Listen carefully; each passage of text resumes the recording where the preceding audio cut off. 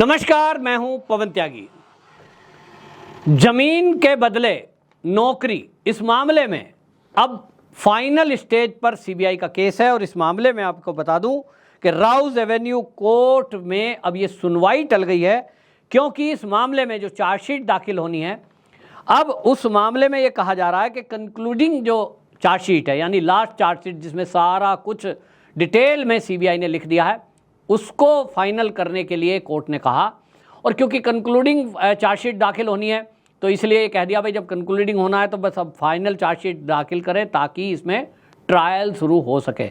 और इसके लिए ये सुनवाई टल गई है। मामला 2004 से 2009 के बीच का है, जब लालू जी केंद्र में मंत्री थे। रेलवे मंत्री होते हुए उन्होंने नौकरियों की बहार की बात की थी, लेकिन बिहार में वो जो बहार है, लोगों की ज़िंदगी में जो नौकरियां आई, वो उनको नौकरियां दी गई तो उसके बदले उनसे उनकी ज़मीनें नाम लिखवा दी। इस पर मामले की शिकायत हुई और वो शिकायत करने वाले नीतीश कुमार ने बाकायदा, उस समय कांग्रेस की सरकार थी केंद्र में, उसको शिकायत की गई। उस शिकायत पर संज्ञान लिया गया था, लेकिन केस क्लोज कर दिया गया। मोदी सरकार आई तो इस मामले में दोबारा से जांच शुरू हुई, लोगों से पूछताछ हुई तो पता ये चला कि वाकई में मामला और घोटाला बहुत बड़ा है। दिल्ली में तेजस्वी यादव का जो बंगला है, मात्र 4 लाख रुपए में 150 करोड़ का बंगला रजिस्ट्री करा दी गई। वो अलग से एक घोटाला है, लेकिन अब सवाल यह है कि वो 150 करोड़ रुपए कहाँ से आए। तो पता ये चलता है कि वहाँ एक अलमारी में रजिस्ट्रियाँ भरी पड़ी थी। वो सब सीबीआई ने जांच की तो पाया ये कि वो आम और गरीब लोगों की रजिस्ट्रियाँ हैं, खेतों की। अपने कार्यकर्ता, रिश्तेदार, उनके बदले, उनके थ्रू ये रजिस्ट्रियां करवाई गई और बाद में गिफ्ट डीड बना करके ये परिवार को दे दी गई। इस सारे घपले घोटाले में तेजस्वी यादव भी शामिल है, उनका भी नाम है। राबड़ी देवी उनकी माताजी का नाम है, लालू जी का नाम है और इसमें बहन जी का भी नाम है, यानी उनकी बहन का भी नाम है। पूरा परिवार लगभग फंसता दिखाई दे रहा है। और इस पर हैंकड़ी सुनिए, इनकी हैंकड़ी ये कि ये कहते हैं कि अगर पुलिस हमें गिरफ्तार करने आएगी, तेजस्वी यादव का बयान आपने सुना होगा कि ये कोई झारखंड नहीं है, ये कोई वो नहीं है, ये बिहार है, हाथ लगा के तो दिखाएं। मतलब आप ये धमकी दे रहे हैं देश के कानून को कि आपको गिरफ्तार ही नहीं किया जा सकता, भले ही आपने कितने भी घोटाले किए हो, कोई भी अपराध किया हो। क्या करेंगे? एक धमकी हमने देखा है, आप लोगों को सड़कों पे उतारेंगे, दंगा फसाद कराएंगे, तो ये लोगों का ही नुकसान कराओगे। और लोगों को भी समझना चाहिए कि वो किसके पक्ष में सड़कों पे उतरेंगे, किसके कहने पर वो दंगा फसाद कर रहे हैं। वो व्यक्ति जिसने गरीबों की ज़मीनें नाम लिखवा ली, ऐसा आरोप लगा है भैया। इसलिए इन नेताओं के पास और कुछ तो है नहीं, जाति के नाम पर इसी तरह का ये फैलाते हैं भ्रम। और कुछ लोग हैं जो जाति के जाल में फंसे हुए हैं, गुलामी जैसी ज़िंदगी जी रहे हैं, उनके जीवन में स्तर में कोई सुधार नहीं है, कुछ काम किया नहीं है, लेकिन बस राजनीति इसी को कहते हैं शायद। और इसीलिए अब ये जो है, इतना तो तय है कि मोदी जी इधर प्रधानमंत्री पद की शपथ लेंगे और इधर अब ये चार्जशीट फाइनल हो जाएगी, फिर जो है ट्रायल चलेगा। अब देखना यह है कि कब तक ट्रायल चलता है और कोर्ट इसमें क्या निर्णय देती है। लेकिन एक निराशा का माहौल इसलिए होता है, अभी आप देखिए राउज एवेन्यू कोर्ट में है।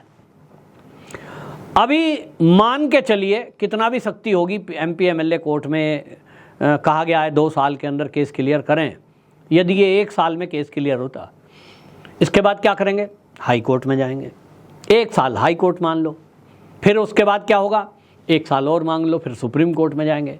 यानी अगर 1 साल भी एवरेज लगाया जाए तो भी ये नेता लोगों के पास इतना पैसा है भाई, जिसने जो है करोड़ों करोड़ों रुपए की, अरबों रुपए की प्रॉपर्टी इकट्ठी कर ली हो, उसको बड़े वकील खड़ी करने में दिक्कत क्या है? लड़ते रहेंगे। तो 3 साल तो यूं ही, मैं कम से कम 3 साल बता रहा हूं। लालू जी यूं तो किडनी निकली हुई है, मरीज हैं, लेकिन सारा चुनाव प्रचार उन्होंने भली भांति किया है। सबसे मीटिंग करना, कहाँ से कौन खड़ा होगा, ये टिकट वितरण करना, सारा काम किया है। लेकिन जैसे ही इनको कहा जाएगा कि भैया आप जेल में चलिए, आप जमानत पर हैं, आपकी जमानत रद्द कर दी जाती है, तो तिगड़म भिड़ाई जाएगी। जैसे हम फिल्मों में देखते थे कि प्राइवेट हॉस्पिटल का एक सर्टिफिकेट ले आते हैं, प्राइवेट हॉस्पिटल के डॉक्टरों से कहलवा देते हैं कि साहब नहीं, इनकी तो तबीयत बहुत ख़राब है, और उसी बेस पर इनको छुट्टी भी मिल जाती है। सरकार भी ज़्यादा पंगा नहीं लेती है, लेकिन अब इस मामले में होना चाहिए कि भाई क्यों ना एम्स के डॉक्टरों का एक 5-7 डॉक्टरों का पैनल तय करे कि जो व्यक्ति इस भीषण गर्मी में 47-48 डिग्री टेम्परेचर में चुनाव का प्रचार कर सकता है, सुबह से निकले हुए रात को घर में घुस रहे हैं, बाहर का खा सकता है, तो फिर भाई वो जेल में क्यों नहीं रह सकता? जेल में अगर तबीयत खराब हो तो भाई उनको डॉक्टर हैं। और फिर मैं तो कहता हूं लालू जी का जो खातिरदारी दिल्ली में होनी चाहिए या तो उत्तर प्रदेश में, उनको बिहार की जेल में रखो ही मत। ऐसे लोग अपने ही राज्य में अगर रहेंगे तो जो उनकी हेकड़ी है कि हाथ लगा के तो दिखाओ, भाई इन्हीं के भर्ती किए हुए बहुत हैं, बेशक पैसे दे के भर्ती होंगे, लेकिन वो जात की बात आ जाती है तो ये तो जेल में भी आनंद मनाएंगे। ऐसे में होना ये चाहिए कि जिस राज्य का केस है, चाहे वो किसी भी पार्टी का हो, भाई उन्हें जो है दूसरे राज्य में जेल में भेजना चाहिए, उसके लिए एक कानून बनाए।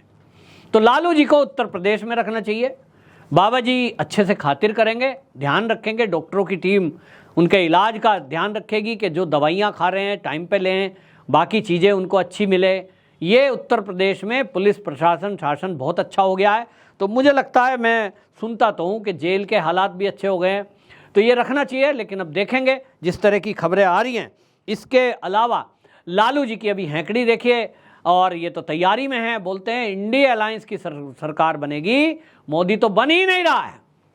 राहुल गांधी दावा कर रहे हैं कि हमारी सरकार बनी तो हम अडानी वाले मामले पर मोदी से पूछताछ करेंगे। मोदी का मजाक बना रहे हैं। मोदी जी ने एक जगह चुनावी सभा में ये कह दिया कि जो मतलब इंटरव्यू था और चुनावी सभा में भी बोला है कि मैं जो निर्णय करता हूँ, पत्रकार पूछ रहे थे कि आप जो निर्णय लेते हैं उसमें कड़े निर्णय हो रहे हैं, लेकिन ये कहा जा रहा है कि भाई ईडी को दुरुपयोग किया जा रहा है। तो मोदी जी ने कहा देखिए ये जो जितने भी फैसले हैं, ये फैसले परमात्मा मुझसे करवाता है, मैं खुद निर्णय नहीं लेता, जो बड़े फैसले हैं वो भगवान मुझे प्रेरणा देता है। अब अगर कोई व्यक्ति ये कह रहा है कि इसमें मेरा कोई रोल नहीं है, मुझसे भगवान करा रहा है, तो ये एक आदर्श स्थिति है कि आप अपने को श्रेय ना दें। कोई अगर मोदी जी से ये कह रहा है कि देश के अंदर इतना 1000 किलोमीटर नेशनल हाईवे बन गया साहब, एक्सप्रेस वे बन गया, वंदे भारत आ गई, राफेल विमान आ गए, आपने बहुत काम किया है, और वो व्यक्ति स्व प्रचार से दूर, संघ का जो स्वयंसेवक की एक गुण है, उसके कारण वो कहते हैं ना साहब मैंने कुछ नहीं किया, मुझे तो परमात्मा करा लेता है। ये उसकी महानता है। तो मोदी जी की ये महानता है कि वो अपने आप को श्रेय नहीं दे रहे हैं और उसको भगवान की तरफ ध्यान रखते हुए ये बोल दे रहे हैं कि परमात्मा मुझसे कराता है, मैं करने वाला नहीं हूं। तो कर्ता भाव से वो दूर हो रहे हैं, और यह आदर्श स्थिति है किसी भी राजनेता के लिए कि वो कर्ता भाव से अलग रहे। राजा जनक के बारे में ऐसा वर्णन आता है कि अष्टावक्र जी ने उनको सिखाया गुरु के रूप में कि कर्ता भाव से अलग होकर काम करो। श्री कृष्ण भगवान ने यही अर्जुन को सिखाया। मोदी जी अगर इस बात को मान रहे हैं तो राहुल गांधी उनका मजाक बना रहे हैं। असल में राहुल गांधी मजाक क्यों बना रहे हैं? क्योंकि इनको भगवान के बारे में तो कुछ पता नहीं। अध्यात्म के ज्ञान के बारे में मेरा जो मैं समझता हूं, ना तो उन्होंने कभी भागवत गीता पढ़ी होगी, ना सुनी होगी, ना उन्हें अष्टावक्र और राजा जनक का संवाद पता होगा कि हमारे देश में राजा कैसे राज करते थे, आदर्श स्थिति कैसी होती थी। राजा जनक हमारे बीच में एक राजसी घराने के राजा होते हुए कैसे राज करना, वो राजा जनक और अष्टावक्र का एक संवाद है कि वो परमात्मा की खोज में निकले, अष्टावक्र को गुरु बनाया। और अगर इस तरह से आज हमारे देश के प्रधानमंत्री मोदी अपने हर काम का श्रेय या तो पार्टी को देते हैं या तो परमात्मा को देते हैं, तो ऐसा तो प्रधानमंत्री हमने देखा ही नहीं।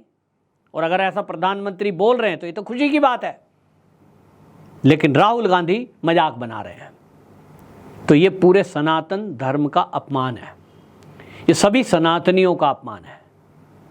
और यही शायद इस इंडी अलायंस के गठबंधन का एक सूत्री कार्यक्रम है कि सनातन को समाप्त कैसे करें, सनातन का अपमान कैसे करें, सनातनियों का अपमान कैसे करें। अब एक चरण का चुनाव लास्ट बचा है, आप फाइनल करिए, आप तय करिए कि आपको किस तरह के राजनीतिक नेता चाहिए, परमात्मा को श्रेय देने वाले या अहंकारी ऐसे जिनको अपने खानदान, परिवार और अपने पैसे पे घमंड हो। अपनी राय जरूर रखिए। वंदे मातरम।